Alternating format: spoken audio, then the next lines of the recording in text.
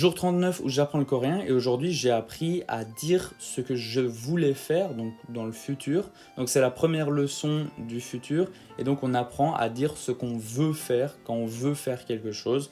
Donc par exemple en français quand on veut dire qu'on veut faire quelque chose, d'abord on met le verbe vouloir et après on ajoute l'action ou le verbe, donc l'action qu'on veut faire.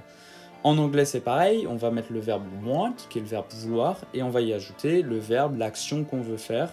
En coréen, au contraire, c'est d'abord le verbe, l'action qu'on veut faire, et ensuite on ajoute koshipta ou koshipoyo si on le transforme au présent, donc koshipoyo. Donc pour dire en coréen qu'on veut faire quelque chose, va falloir prendre le verbe, le transformer et garder que la racine de ce verbe et y ajouter koshipoyo. Donc par exemple, si je prends le verbe faire, faire c'est hada, je garde que la racine, donc je retire le da, je garde ha, et je viens y rajouter koshipoyo. Donc ha koshipoyo, c'est je veux faire. Donc des exemples.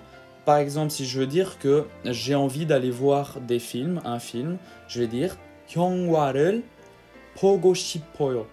형과를 c'est des films, film, et 보고 싶어요 c'est je veux regarder.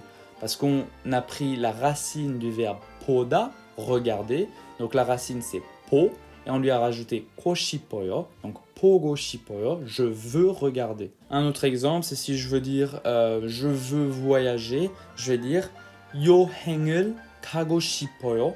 Donc 여행을 c'est voyage et 가고 싶어요 c'est je veux aller. Donc je veux aller en voyage. Donc ça fait je veux voyager. Et 가고 싶어요, donc on a bien rajouté 고 싶어요 au verbe kada, kada qui est le verbe aller. On garde la racine, donc on garde le ka vu qu'on retire le da. Et donc ka plus 고 싶어요, 가고 싶어요, c'est vouloir aller. Donc, je veux aller en voyage, je veux voyager. Voilà, j'espère que vous avez tout compris. Faut bien comprendre donc que ça permet de parler un tout petit peu dans le futur, mais c'est pas vraiment encore comme ça qu'on va parler dans le futur en coréen. Je l'ai pas vu encore. Mais voilà. Sur ce, moi, je vous souhaite une agréable fin de journée et je vous dis à demain pour le jour 40.